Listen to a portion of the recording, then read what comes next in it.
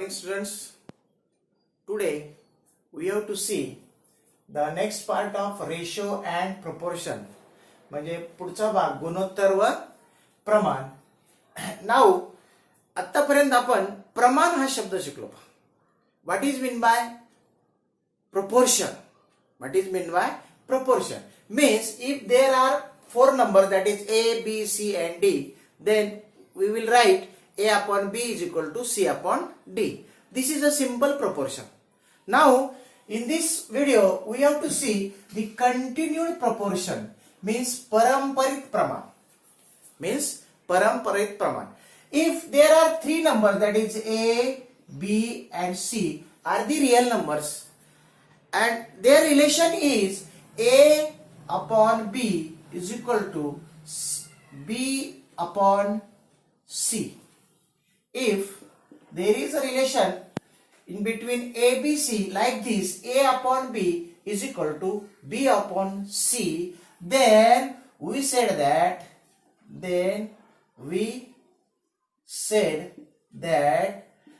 A, B, C are in continued proportion. Means पहा, या तीन संख्या A, B, C या तीन संख्या अशा असतील की A भागिले B बरोबर B भागिले C. पहा इथं छेद आणि अंश काय सेम आहे. देन वी सेड दॅट की ह्या तिन्ही संख्या परंपरित प्रमाणात असतात. लक्षात आलं परंपरित प्रमाण म्हणजे काय. आणि या वेळेस जर आपण if we do the cross multiplication we will get B square is equal to A into C. B square is equal to A into C. म्हणजे थोडक्यात काय की ह्या ABC ला फर्स्ट प्रोपोर्शन म्हणतात, B ला मेन प्रोपोर्शनल म्हणतात आणि C ला थर्ड प्रोपोर्शनल म्हणतात. लक्षात आलं का. B square is equal to A into C असं असेल तर या तीन संख्या A, B आणि C या परंपरित प्रमाणात असतात. अशा वेळेस B is called mean proportional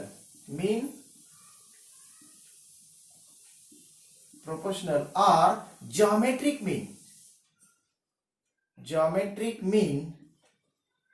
of A and B. लक्षात ठेवा, हे फार महत्वाचं आहे.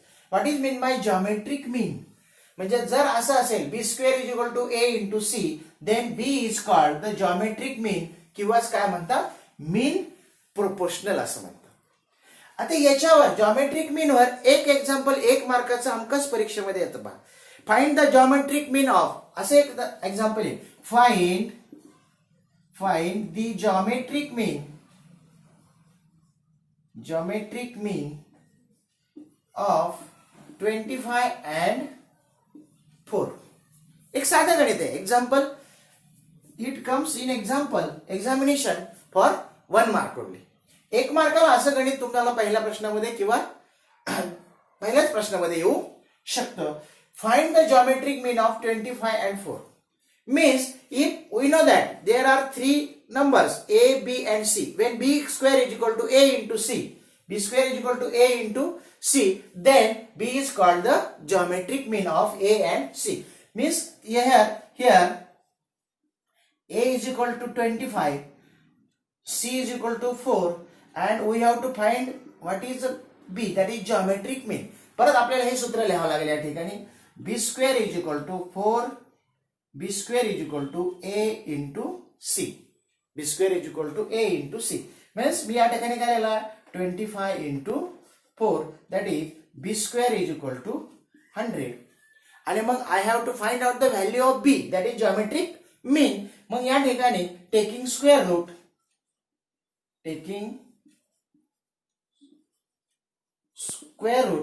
what I will get, the square root of B square is equal to B and square root of 100 is equal to 10. Means the geometric mean of 25 and 4 is a 10. Geometric mean of 25 and 4 is a 10. अशा प्रकारचे example practice set 4.5 मध्ये आहे की जे 3 किंवा 4 मार्काला तुम्हाला परीक्षेमध्ये येणार आहे. हा व्हिडिओ तुम्ही पूर्ण पहा. निश्चितपणे तुम्हाला या प्रकरणावरचे जे 4.5 मधले एक्झाम्पल्स आहेत की जे कंटिन्यूड प्रोपोर्शन आणि पारंपरिक प्रमाण याच्यावर आहेत ते निश्चितपणे काय होतील, सुटतील. हा व्हिडिओ शेवटपर्यंत पहा आणि ह्याच व्हिडिओमध्ये पाठीमागचे जर तुमचे व्हिडिओ राहिले असतील, काही राहिला असेल भाग पाहायचा, तर ह्याच्या डिस्क्रिप्शन मध्ये मी एक लिंक देणार आहे. त्या लिंकवर टच केलं तर इथून पाठीमागचे सगळे व्हिडिओज तुम्हाला काय होतील, पाहायला मिळतील. बऱ्याच विद्यार्थ्यांना डिस्क्रिप्शन पाहता येत नाही. ज्यावेळेस तुम्ही व्हिडिओ पाहता त्यावेळेस असा व्हिडिओ या ठिकाणी दिसत असतो आणि या ठिकाणी इथं एक त्रिकोण म्हणजे ट्रायंगलचं साईन असतं. या ट्रायंगलच्या साईनवर जर तुम्ही क्लिक केलं तर तुम्हाला डिस्क्रिप्शन काय होतं, खाली दिसतं आणि त्या डिस्क्रिप्शन मध्ये जी लिंक असते त्याच्यावर लिंकवर टच केलं तर तुम्हाला इथून पाठीमागचे या प्रकरणाचे सर्व व्हिडिओज काय होतील, पाहायला मिळतील. हा व्हिडिओ जर आवडला तर लाईक, शेअर आणि सबस्क्राईब करा. चला आपण पाहूया आता प्रॅक्टिस सेट 4.5 म्हणजे सराव संच 4.5. Our first example in practice set 4.5 is which number should be added to 12, 16 and 21 so that resultant number are in continued proportion. म्हणजेच पहा मराठीमधून या संख्येमध्ये 12, 16 आणि 21 या संख्येमध्ये कोणती संख्या मिळाल्यानंतर या तिन्ही संख्या पारंपरिक प्रमाणात येतील. आता पहा ह्या संख्या पारंपरिक प्रमाणात नाही, परंतु यांच्यामध्ये एक विशिष्ट संख्या जर मिळवली तर त्या काय होतील, पारंपरिक प्रमाणात येतील. हे आपल्याला काय करायचंय, शोधायचंय. Means first what I have to do, let that number should be X. तो नंबर मी काय मानू, एक्स मानतो. मला माहित नाही which number is that. That's why the resultant numbers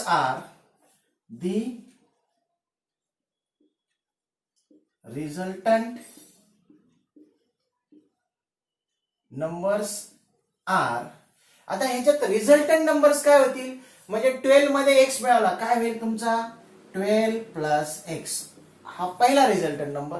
second 16 plus x आणि थर्ड काय असेल माझा 21 प्लस एक्स. म्हणजे आता these numbers are in continued proportion.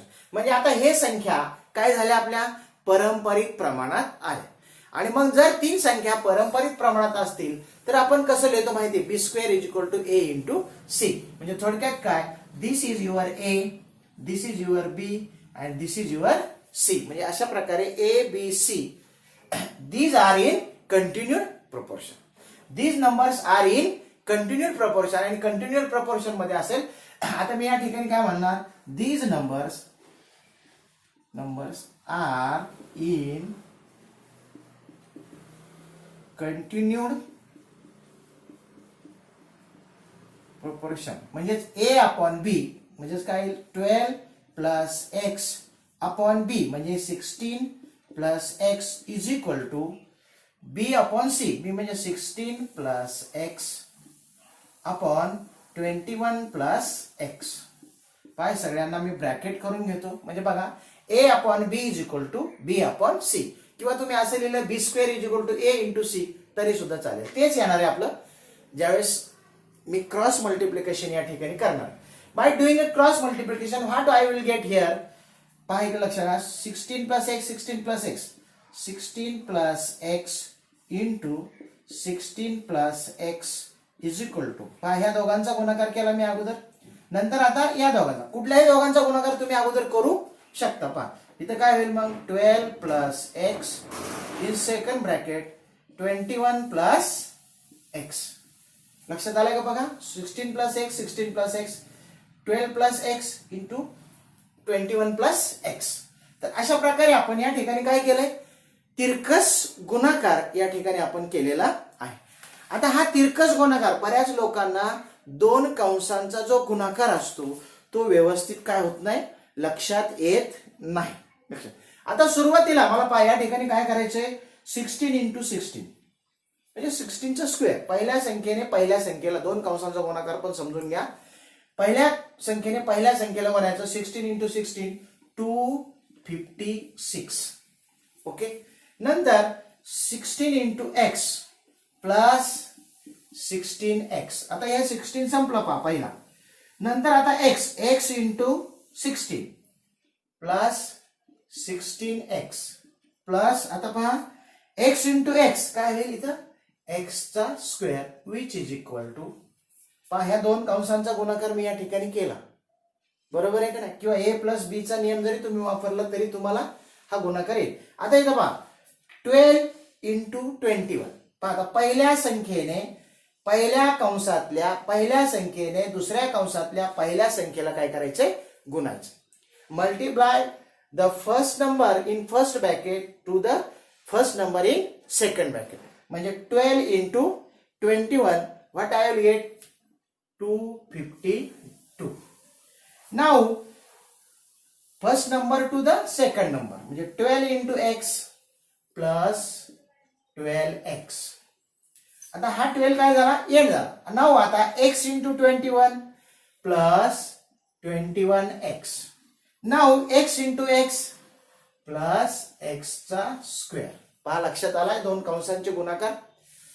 परत एकदा व्यवस्थित पहा समजेल. आता नाउ एक्स स्क्वेअर आहे इथं एक्स स्क्वेअर गेट कॅन्सल. कारण दोन्ही बाजूला सारखीच संख्या असेल तर ती काय होते कॅन्सल होते. नाउ आता इथं काय राहील पहा एक्स एका बाजूला घेऊ आपण संख्या दुसऱ्या बाजूला. काय करतो मी 16x प्लस 16x x संपली इकडचे. नाव इकडचे minus 12x minus 21x x इकडचे पण संपले विच इज इक्वल टू इकडचे आता 252 हाफ 256 मायनस 256. लक्षात आलं. मी काय केलं I will take all the variables one side आणि all the constant numbers to the second side. आणि ज्यावेळेस हे इकडे जातात त्यावेळेस त्याचे चिन्ह बदलतात. हे इकडे जातात त्यावेळेस त्याचे चिन्ह बदलतात. म्हणा 16x प्लस 16x 32x. आता दोन्ही मायनस मायनस आहेत. मायनस मायनस असं असेल तर आपण काय करतो ऍडिशन करतो म्हणजे बेरीज करतो आणि आलेल्या संख्येला त्याच संख्येचं चिन्ह देतो. म्हणजे 12 आणि 21 मायनस काय होईल 2 प्लस 1 3 आणि परत 2 plus 1 3 minus 33x. Minus addition केलं पण साइन मात्र काय दिलं मी या ठिकाणी मायनसच दिलं. Because they both have minus sign. They both have plus sign so it is plus. Now which is equal to 250 मधून 256 जात नाही because this is larger number. पण सबस्ट्रॅक्ट 256 मधून 252 म्हणजे काय राहील या ठिकाणी पहा 53 54 55 56 म्हणजे 4 राहील. पण that is minus because the sign of bigger number is negative so that answer is negative. Means 32 minus 33 here minus x is equal to minus 4. पहा दोन्हीकडे मायनस साइन आले. We can change the sign. Changing the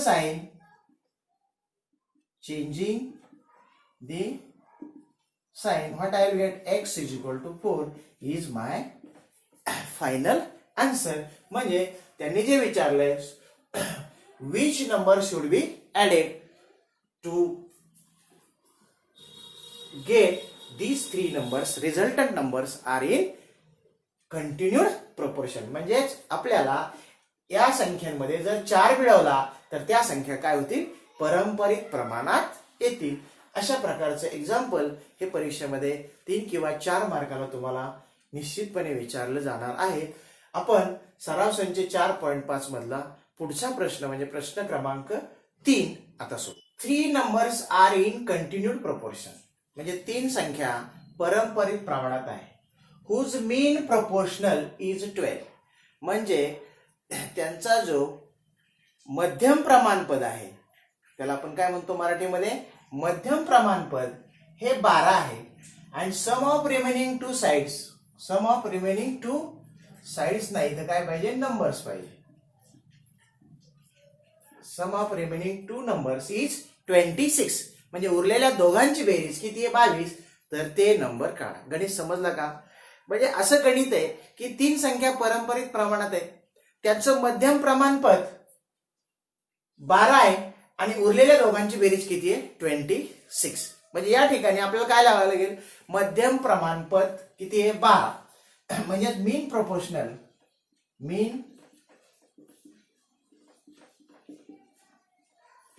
mean proportional is 12. Mean proportional is 12. And what they have given us? The sum of remaining two number is 26. म्हणजे remaining आता या ठिकाणी याला आपण काय म्हणतो? बीस म्हणतो. मीन प्रोपोर्शनलला आपण बी हे अक्षर वापरतो साधारणपणे.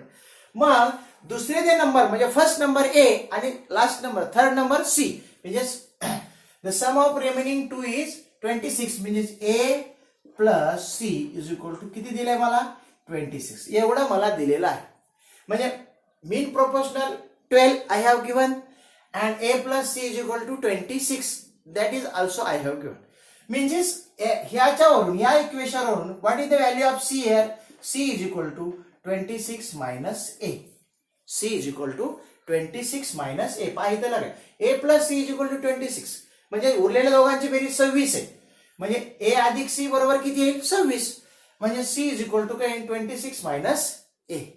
Now we know that these a, b, c are in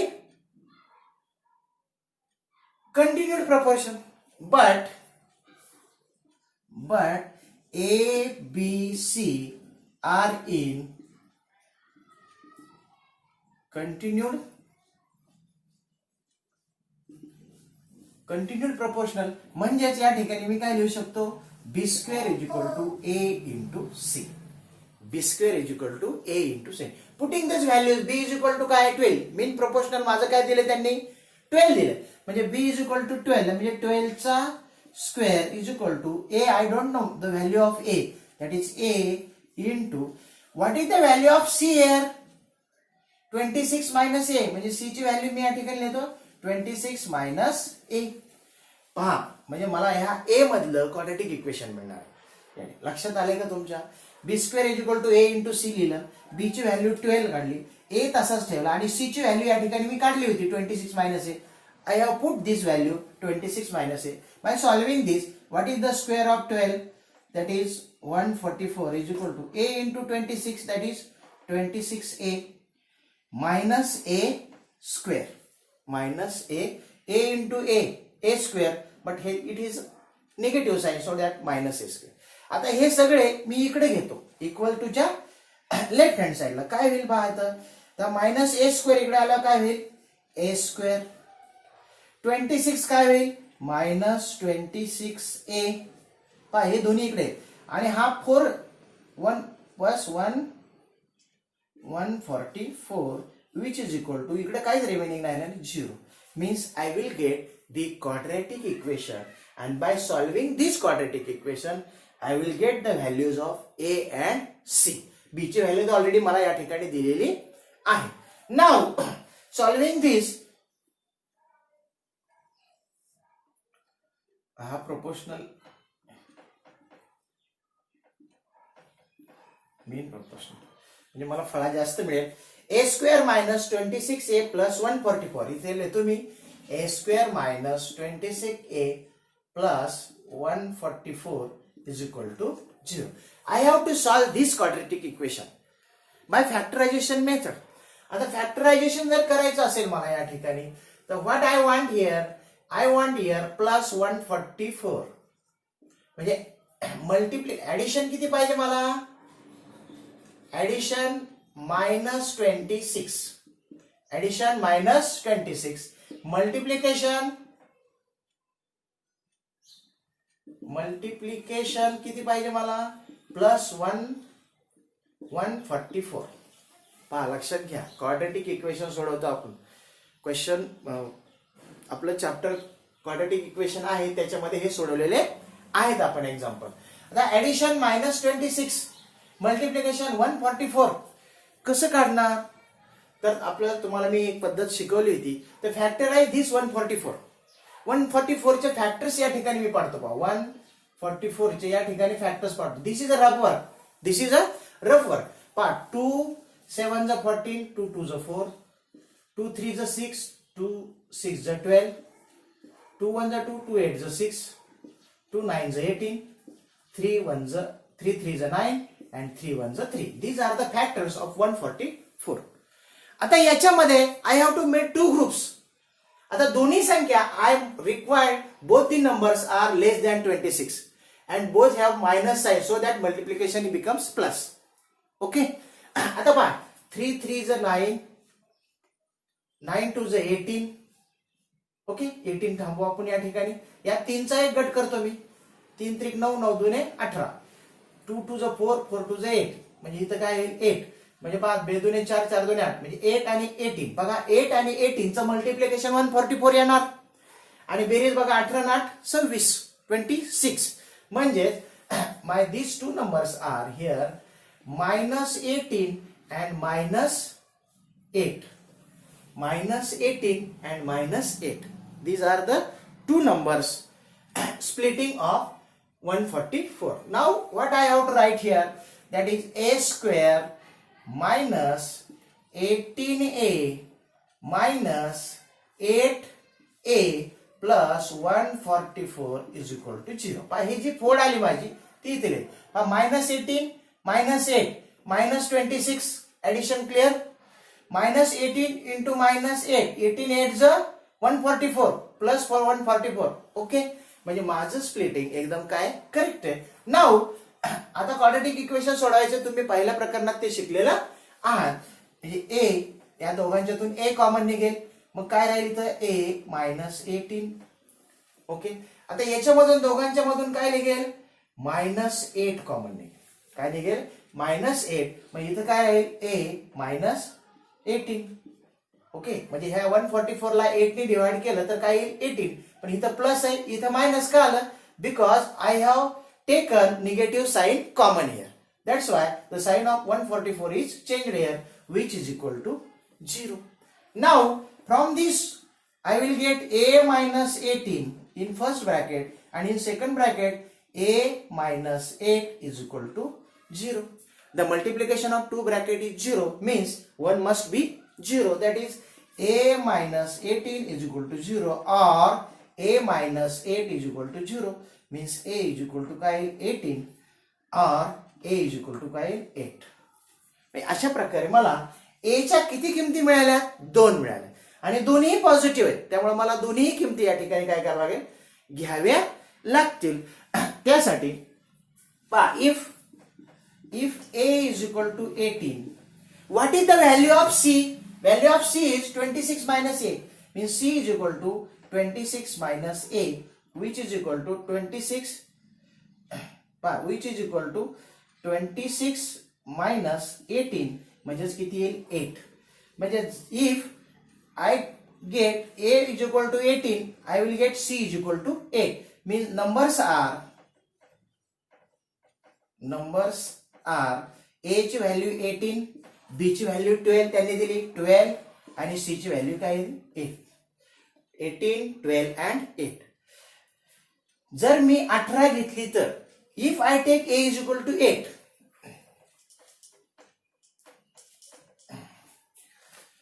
या ठिकाणी सोडवतो पहा. if a is equal to 8, then c is equal to 26 minus a, which is equal to 26 minus 8.